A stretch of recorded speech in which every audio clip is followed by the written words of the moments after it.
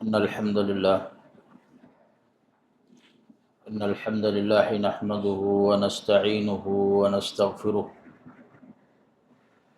ونعوذ بالله من شرور أنفسنا ومن سيئات أعمالنا. من يهده الله فلا مضل له ومن يضلله فلا هادي له، وأشهد أن لا إله إلا الله وحده لا شريك له، وأشهد أن محمدا عبده ورسوله. يا أيها الذين آمنوا اتقوا الله حق تقاته ولا تموتن إلا وأنتم مسلمون.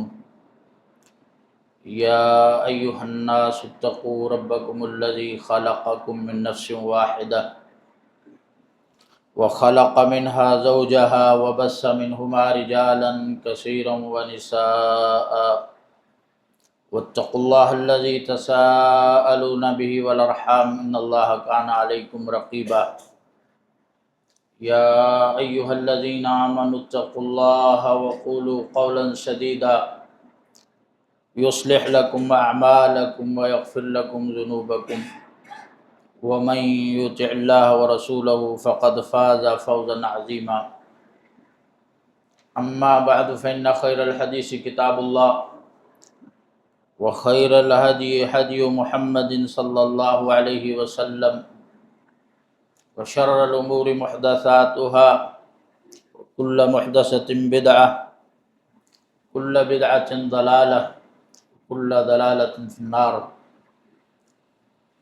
قال الله سبحانه وتعالى في كتابه المجيد: محمد رسول الله والذين معه أشداء على الكفار رحماء بينهم تراهم ركعا سجدا يبتغون فضلا من الله ورضوانا سيماهم في وجوههم من أثر السجود ذلك مثلهم في التوراة ومثلهم في الإنجيل كزرع أخرج شطأه فآزره فاستغلظ فاستوى على سوقه يعجب الضراء لیغیظ بہم الکفار۔ عزیزان گرامی، ہر قسم کی حمد، ثنا، کبریائی، بڑائی، تعریف، تمجید اور تسبیح اللہ رب العالمین کے لیے خاص ہے۔ لاکھوں درود و سلام ہمارے نبی مکرم سیدنا محمد مصطفیٰ احمد مجتبیٰ صلی اللہ علیہ وسلم کی ذات اقدس پر۔ حمد و ثنا اور درود و سلام کے بعد میرے محترم بھائیوں،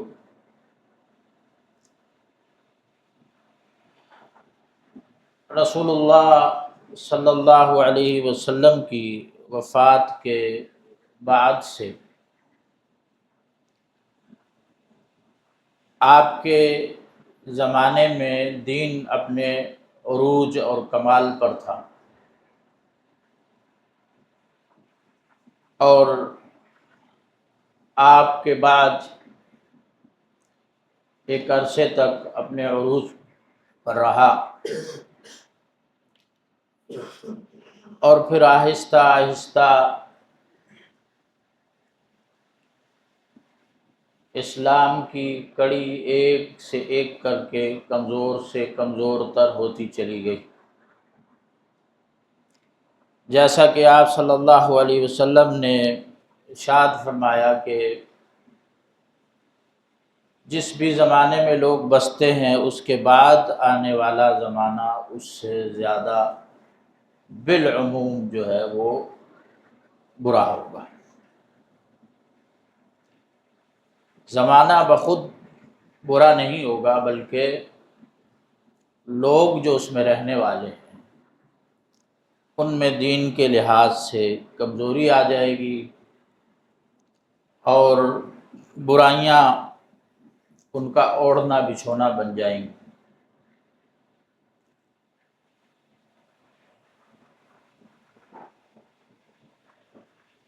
ایک دفعہ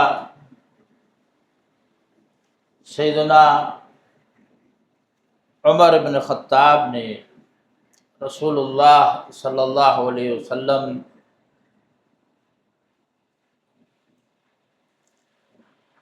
سے دریافت کیا، بلکہ سیدنا حذیفہ بن یمان رضی اللہ عنہ سے، جو اللہ کے نبی کے رازدان تھے، ان کو اللہ کے نبی نے کچھ فتنوں کا ذکر کیا تھا کہ یہ فتنے آنے والے ہیں۔ سیدنا عمر نے پوچھا ان کے بارے میں، تو ان سے کہا گیا کہ آپ کو ان سے کیا سروکار، آپ کے اور ان کے یعنی فتنوں کے درمیان ایک دروازہ ہے، وہ آپ تک نہیں پہنچ سکتے۔ پھر انہوں نے پوچھا، اچھا میرے بعد وہ دروازہ کھولا جائے گا جس سے فتنے آئیں گے، یا توڑ دیا جائے گا؟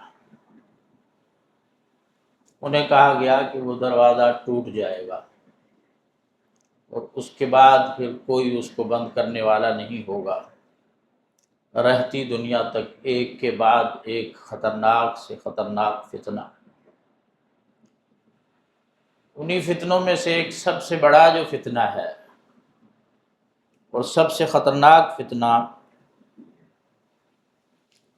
وہ یہ ہے کہ جو دین کے ناقلین ہیں، جنہوں نے ہم تک اس دین کو پہنچایا ہے اپنی صحیح شکل میں، صحیح صورت میں، وہ اگر ثقہ نہ ہوتے یا وہ نہ ہوتے، آج یہ جو قرآن 30 پاروں کا ہم پڑھ رہے ہیں، یہ ہمارے ہاتھ نہیں لگنا تھا۔ انہوں نے اس کو لکھا، انہوں نے اس کو محفوظ کیا، انہوں نے امانت اور دیانت کے ساتھ اپنے بعد کے لوگوں تک پہنچایا۔ اس کے بعد بعد والے لوگوں نے امانت اور دیانت کے ساتھ اپنے بعد والوں تک پہنچایا، حتیٰ کہ آج یہ دین صحیح سلامت اپنی اصل شکل میں مکمل، محفوظ، ہر قسم کی تبدیلی اور تحریف سے پاک ہمارے ہاتھوں میں ہے۔ آج اگر کوئی دین پر عمل کرنا چاہتا ہے تو اس کی اپنی کوتاہی اور سستی کے علاوہ کوئی اور رکاوٹ نہیں ہے۔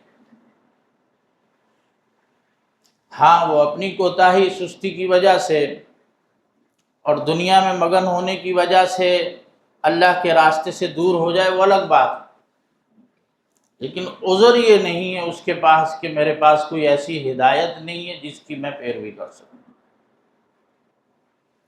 کہ دین ہم تک پہنچنا، یہ احادیث کا ذخیرہ ہم تک پہنچنا، یہ اللہ کے فضل کے بعد، رسول اللہ صلی اللہ علیہ وسلم کی محنت اور کاوش کے بعد، وہ ان برگزیدہ ہستیاں جو اصحاب نبی کریم صلی اللہ علیہ وسلم کے نام سے جانے جاتے ہیں، ان کی محنتوں، ان کی کاوشوں اور ان کی دیانتداری سے یہ دین ہم تک پہنچا۔ اس لیے آپ دیکھیں گے کہ جو دشمنان اسلام ہیں، ان کا سب سے زیادہ وار ان شخصیات پر ہوتا ہے جن سے سب سے زیادہ روایتیں منقول ہیں۔ آپ صلی اللہ علیہ وسلم کی 9 بیگمات تھیں،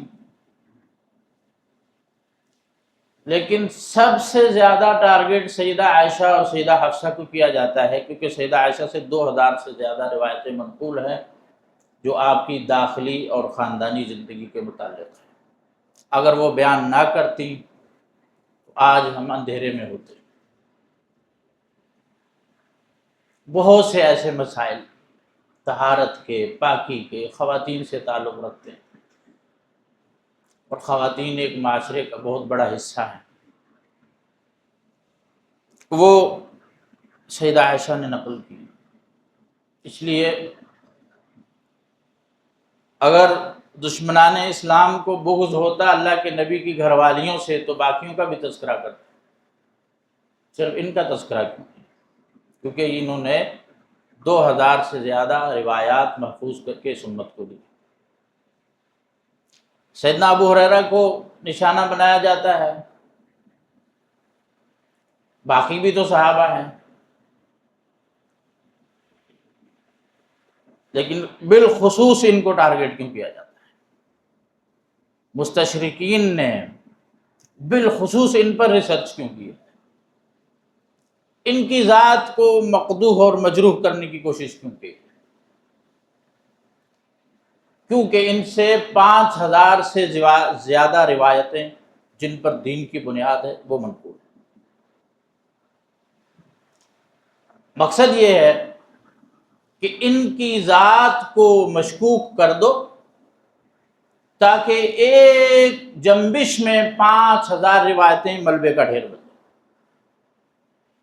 کہ جب آپ نے اس کے راوی کو، اس کے نقل کرنے والے کو، ہم تک پہنچانے والے کو ہی آپ نے مجروح کر دیا، پیچھے کیا بچا؟ تو جب بنیاد ہی ختم ہو گئی تو اس کے بعد آپ پھر کس پر عمارت کھڑی کریں گے؟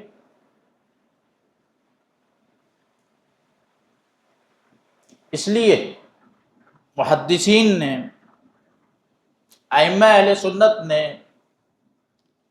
آغاز سے ہی اس چیز کو بھانپ لیا تھا۔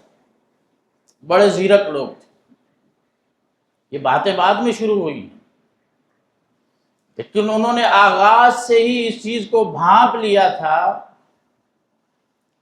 اور انہوں نے یہ قاعدہ بنا دیا کہ حدیث کی روایت میں جو بھی راوی آئے گا ہر ایک کی چھان پھٹک ہوگی سوائے صحابی رسول کے۔ اس کے بارے میں صرف ایک چیز ثابت کرنی ہے کہ یہ صحابی ہیں یا نہیں۔ جب یہ ثابت ہو گیا کہ وہ صحابی ہیں تو اس کے بعد کوئی بات نہیں کہ یہ ثقہ ہے، غیر ثقہ ہے، حافظہ کیسا تھا، یہ ساری باتیں دوسرے راویوں کے بارے میں ہوں گی۔ صحابی کے بارے میں یہ جانچ پرکھ نہیں کرنی۔ کیوں نہیں کرنی؟ کہ جن کی توثیق اللہ نے کر دی ہو، اس کے بعد کیا چھان پھٹک کریں گے آپ؟ کیا آپ اللہ سے زیادہ چھان پھٹک کرنے والے؟ اللہ سے زیادہ ترازو آپ کے پاس مضبوط ہے پیمانہ پرکھنے کا؟ اللہ تعالیٰ جب علی الاعلان کہتے ہیں کہ رضی اللہ عنہم ورضوا عنہ، میں ان سے راضی ہو گیا، یہ مجھ سے راضی ہیں۔ جب اللہ راضی ہے تو میں اور آپ کون ہوتے ہیں ان پر بات کرنے والے، ان کی چھان پھٹک کرنے والے؟ جب رسول اللہ ان سے راضی ہیں ہم کون ہیں؟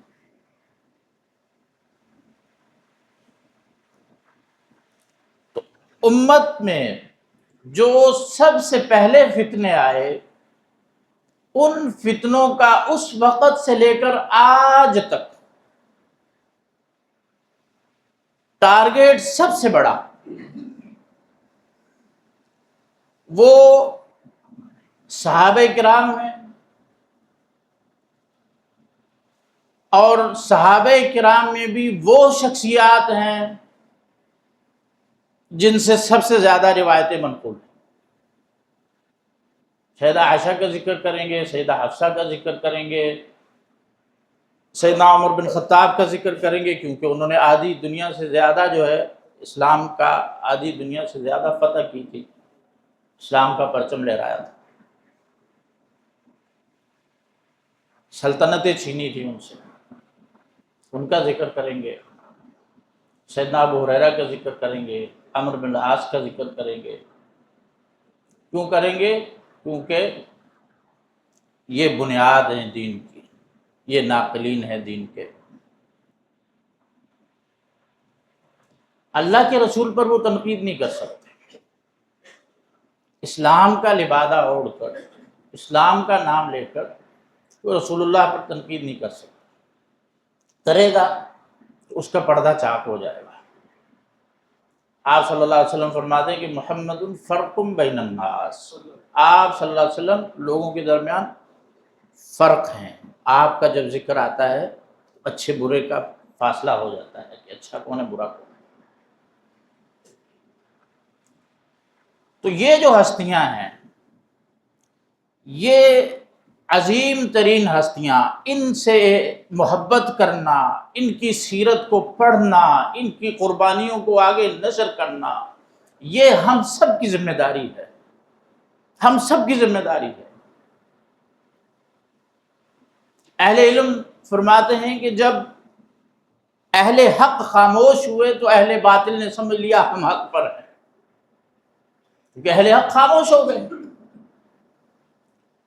انہوں نے نہ اپنوں کی سیرت پڑھی، نہ ان فاتحین اسلام کے کردار کو پڑھا، نہ ان کی خدمات کو پڑھا کہ کیا کیا قربانیاں، کتنے کتنے ہزار میل چل کر روایتیں نقل کرتے رہے، حاصل کرتے رہے، آگے پہنچاتے رہے، کتنی محنت کی انہوں نے۔ یہ ہم نہیں پڑھتے۔ جب ہم نہیں پڑھتے تو فتنے کا شکار ہو جاتے ہیں، کیونکہ ہمیں ان کی خدمات کا پتہ نہیں ہے۔ اب آپ دیکھیں کہ ایک سب سے بڑا فتنہ جو اس وقت تقریباً ایک اہل سنت کی بھی ایک بڑی تعداد اس کا شکار ہو چکی ہے، وہ فتنہ یہ ہے کہ جو مخالفین کی طرف سے ایک شبہ دلوں میں ڈالا گیا، اور کچھ لوگوں کے دلوں میں وہ شبہ گھر کر گیا۔ کیوں گھر کر گیا؟ کیونکہ ان کو اپنے دین کا پتہ نہیں، اللہ کے نبی کے صحابہ کا پتہ نہیں ہے، ان کی سیرت کا پتہ نہیں ہے۔ شبہ کیا ہے کہ اہل سنت جو ہے اہل بیت کی روایتیں اپنی کتابوں میں نقل ہی نہیں کرتے، بخیل ہیں، بغض رکھتے ہیں، والعیاذ باللہ۔ جب ہم صحابی کا نام لیتے ہیں تو صحابہ میں اہل بیت سب سے پہلے آتے ہیں، کیونکہ وہ بھی صحابہ ہیں۔ صحابہ کا ذکر کرنے کا مقصد یہ نہیں ہے کہ یہ صحابہ الگ مخلوق ہیں اور اہل بیت الگ ہیں، نہیں، دونوں صحابہ ہیں، دونوں کو صحبت ملی، اور اہل بیت کو فضل یہ ہے کہ ان کا اللہ کے نبی صلی اللہ علیہ وسلم کے ساتھ نسبی تعلق بھی ہے اور صحبت کا تعلق بھی ہے۔ یہ لوگوں کے دلوں میں ہر عام و خاص اس شبے کو نشر کرتا پھر ہے کہ روایتیں نہیں ہیں تمہارے پاس، تمہاری کتابوں میں۔ تو اس کو اگر ہم پڑھ لیتے، سیدنا حسن حسین، سیدنا علی رضی اللہ عنہ کی سیرت کو، تو حقیقت واضح ہو جاتی۔ اب پہلی بات تو یہ ہے کہ سیدنا حسن 3 ہجری میں پیدا ہوتے ہیں اور حسین 4 میں پیدا ہوتے ہیں۔ جب اللہ کے نبی کی وفات ہوئی تو ایک کی عمر 7 سال تھی، ایک کی عمر 8 سال تھی۔ اب 7 سال اور 8 سال کا بچہ کیا روایتیں بیان کرے گا آگے؟ جب انہوں نے بیان نہیں کی تو پھر آگے کہاں سے نقل کریں؟ اللہ کے نبی کی وفات تک، کیونکہ روایت تو اللہ کے نبی سے لی جاتی ہے، تو جب ان کی عمر ہی 7 سال 8 سال ہے، سیدہ فاطمہ کی اللہ کے نبی کی وفات کے بعد 6 مہینے بعد انتقال ہو جاتا ہے۔ 6 مہینے میں انہوں نے، بہت کم عرصہ ملا ان کو، انہیں روایتیں بیان آگے نہیں کی۔ اس کے باوجود جو ہمارے پاس روایتیں ہیں وہ جو صحابہ کے دشمن ہیں ان کے مقابلے میں زیادہ ہے۔ یہ الحسن والحسین سیدہ شباب اہل الجنہ، کہ حسن اور حسین اہل جنت کے نوجوانوں کے سردار ہیں، یہ روایت کہاں پر ہے؟ یہ سنن ترمذی میں ہے، مستدرک حاکم میں ہے، صحیح ابن حبان میں ہے، مسند احمد میں ہے۔ یہ کس کی کتاب ہے؟ سیدہ شباب اہل الجنہ۔ اہل جنت کے نوجوانوں کے سردار ہیں. یہ ہماری حدیث کی کتابوں میں. ابن عمر رضی اللہ عنہ سے، جن کے بارے میں مشہور کیا جاتا ہے کہ وہ اہل بیت کے خلاف تھے والعیاذ باللہ. صحابہ آپس میں شیر و شکر تھے، محبتیں تھیں، تعلق تھے، رشتہ داریاں تھیں، نام رکھتے تھے ایک دوسرے کے اپنے بچوں. ابن عمر سے ایک شخص حج کے موقع پہ آ کے پوچھتا ہے کہ احرام میں مچھر مارنے کا کیا حکم ہے. انہوں نے پوچھا کہ آپ کہاں سے ہو، کس علاقے سے آئے؟ کہتا ہے عراق سے آیا ہوں. کہا تم نے اللہ کے رسول کے بیٹے کو شہید کر دیا، اب مجھ سے مچھر مارنے کا حکم پوچھتے ہو؟ اللہ کے نبی فرمایا کرتے تھے ہما ریحانتایا فی الدنیا، یہ میرے پھول ہیں دو دنیا میں. یہ روایت کہاں پر ہے؟ یہ بیان کرنے والے کون ہیں؟ ابن عمر، سیدنا عمر کے بیٹے، جو اس عراقی شخص کو کہہ رہے ہیں کہ تف ہے تم پر، مجھ سے آ کے مچھر مارنے کا حکم پوچھتے ہو اور تم نے اللہ کے نبی کے بیٹے کو شہید کر دیا. تمہیں ترس نہیں آیا؟ ہم نہیں آیا. کہاں ہے روایت؟ یہ ہماری کتابوں میں. اللہ کے رسول صلی اللہ علیہ وسلم دونوں کو اٹھاتے تھے اور فرماتے اللہم انی احبہما، یا اللہ میں ان سے محبت کرتا ہوں، فاحبہما، اللہ تو بھی ان سے محبت کر. پھر آپ دعا کرتے ہیں کہ اللہ ان سے محبت کر، میرے ان نواسوں سے، اور اس سے بھی محبت کر جو ان سے محبت کرے. یہ روایتیں کہاں ہیں؟ صحیح بخاری میں ہمارے پاس.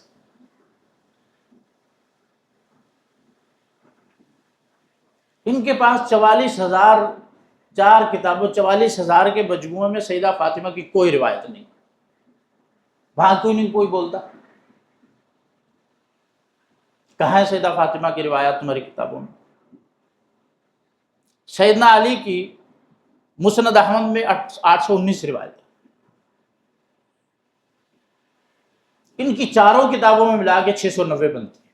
ہماری ایک کتاب میں 819 روایت. اب کیوں نہیں بولتا کوئی؟ کس کے پاس زیادہ روایت ہے؟ یہ صرف صحاح ستہ میں 322 روایتیں ہیں، صرف صحاح ستہ سیدنا علی سے منقول. اور سیدنا علی کی اگر کتب سنہ میں روایتیں اکٹھی کی جائیں تو تینوں خلفاء کی روایتیں کم بنتی، 500-600 کے درمیان ہے. سیدنا علی کی روایتیں تینوں خلفاء کے مقابلے میں زیادہ ہیں. یہ ہماری کتابوں میں.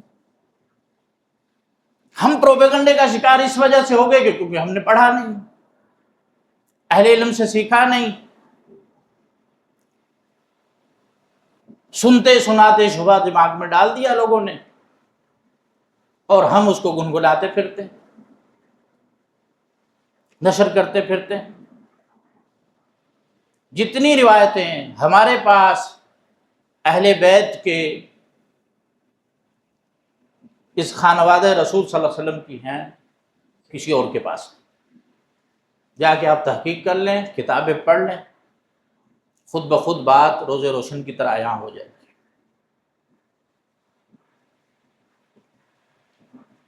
تو جب ہم صحابہ رسول کا ذکر کرتے ہیں اس میں سب سے پہلے اہل بیت شامل ہوتے ہیں، تو وہ بھی صحابہ میں شمار ہوتا ہے، وہ بھی رضی اللہ عنہم ورضوا عنہ کی لسٹ میں آتے جو صحابہ ہیں ان میں سے. تو لہذا میرے بھائیو، فتنے کا دور ہے، اپنے دین کو بچائیں، اپنی اولاد کے دین کو بچائیں، اپنے دین کو محفوظ کریں. اصحاب نبی کریم صلی اللہ علیہ وسلم کی اللہ تعالیٰ نے کوئی ایک ادا بھی نہیں چھوڑی جس کی توثیق نہ کی. ایک اللہ تعالیٰ نے اعلان فرما دیا رضی اللہ عنہ ورضوا عنہ، میں ان سے راضی ہو گیا، یہ مجھ سے راضی ہو گئے. اس پروانے کے بعد کسی اور پروانے کی ضرورت نہیں ہے. لیکن اس کے بعد اللہ تعالیٰ نے ایک اور شرط لگائی کہ بعد والے لوگ جو آتے ہیں اگر اپنا ایمان چیک کرنا چاہتے ہیں تو یہ ترازو ہیں، یہ صحابہ ترازو۔ فَإِنْ آمَنُوا بِمِثْلِ مَا آمَنْتُمْ بِهِ فَقَدِ اهْتَدَوْا، ہدایت کے متلاشی ہو، ہدایت پانا چاہتے ہو، اس طرح ایمان لاؤ جیسے یہ اصحاب نبی کریم ایمان لائے۔ ان کا ایمان کسوٹی معیار ہے، پیمانہ ہے، ایمان کو چیک کرنا ہے، ان کے ساتھ تقابل کر کے دیکھیں۔ اطاعت میں جیسی اطاعت انہوں نے اللہ کے نبی کی آج تک نہیں کر سکا کوئی، آج تک نہیں کر سکا اور نہ کوئی کر سکے گا۔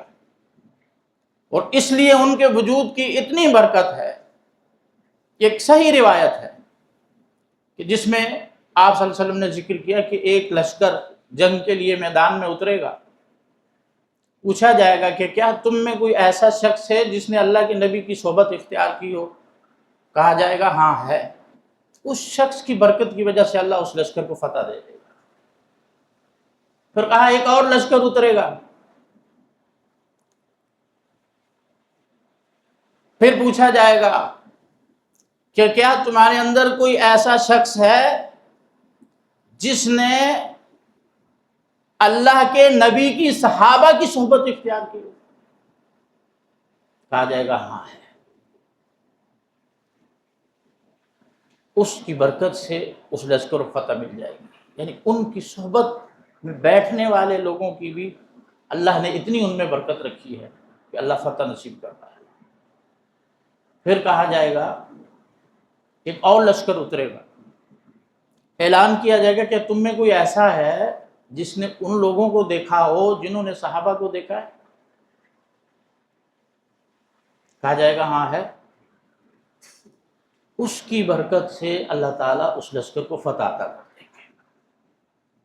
خیر الناس قرنی ثم الذین یلونہم ثم الذین یلونہم، صحابہ کے جو دونوں تینوں ادوار ہیں، اللہ کے نبی نے کہا سب سے بہترین دور میرا، اس کے بعد میرے بعد جو آئے گا یعنی صحابہ کا دور، اور اس کے بعد جو ان کے بعد آئے گا تابعین کا دور۔ دونوں تینوں ادوار صحابہ کے دور ہیں۔ اللہ تعالیٰ نے قرآن میں علی الاعلان کہا ہے اولئک الذین امتحن اللہ قلوبہم للتقوی، اللہ نے ان کے دلوں کا امتحان لیا تقوی کے لیے اور ان کو کامیاب پایا۔ کانوا احق بہا واہلہا، اس کے حقدار تھے، الزمہم کلمۃ التقوی، اللہ نے تقوی پر ان کو ثابت قدم رکھا۔ کانوا احق بہا، وہ اس کے زیادہ حقدار تھے، وہ اہلہا، اس کے اہل تھے۔ اللہ تعالیٰ فرما رہے ہیں وہ متقی لوگ ہیں، وہ تقوی کے اہل ہیں، وہ تقوی کے حقدار ہیں۔ آپ تقوی کی کوئی تعریف ہی بیان نہیں کر سکتے ان کی سیرت کو نکال کر، کوئی عملی نمونہ ہی پیش نہیں کر سکتے۔ اللہ نے ان کی پاکی بیان کی ہے، فیہ رجال یحبون ان یتطہروا واللہ یحب المطہرین۔ وہاں اس مسجد میں، مسجد نبوی میں ایسے لوگ ہیں جو پاک ہونا پسند کرتے ہیں اور اللہ تعالیٰ پاک لوگوں کو پسند کرتا ہے۔ اللہ نے ان کی پاکی کی گواہی کی، اللہ نے ان کی دنیا سے بے رغبتی کی گواہی دی کہ رجال لا تلہیہم تجارت ولا بیع عن ذکر اللہ، ایسے لوگ ہیں وہ کہ تجارت کی کوئی پرواہ نہیں کرتے،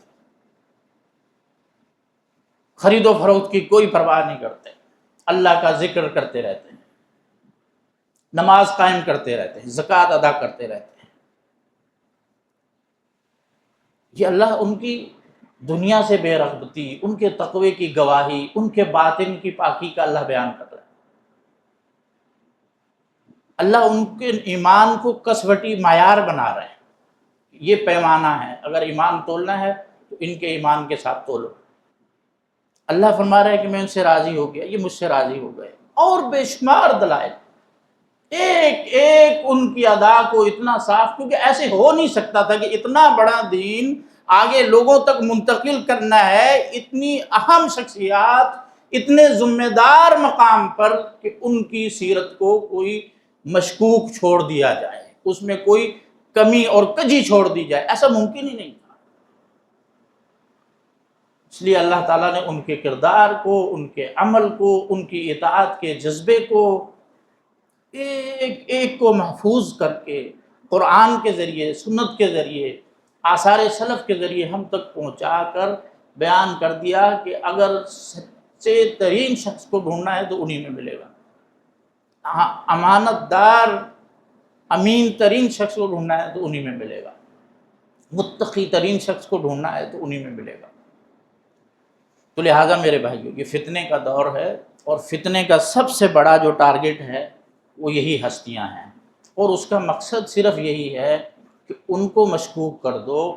امام مالک رحمۃ اللہ علیہ فرماتے ہیں کہ یہ جو شریر لوگ ہیں ان کا ٹارگٹ رسول اللہ تھے، لیکن جرت نہیں ہو سکی ڈائریکٹ بات کرنے کی، تو ان کے صحابہ کے بارے میں باتیں کرنی شروع کی، تاکہ سننے والا یہ کہے کہ جب آپ کی گیدرنگ ہی اچھی نہیں تھی تو خود کیسے اچھے ہو سکتے ہیں، والعیاذ باللہ، کیونکہ اچھا بندہ اچھے کے ساتھ بیٹھتا ہے۔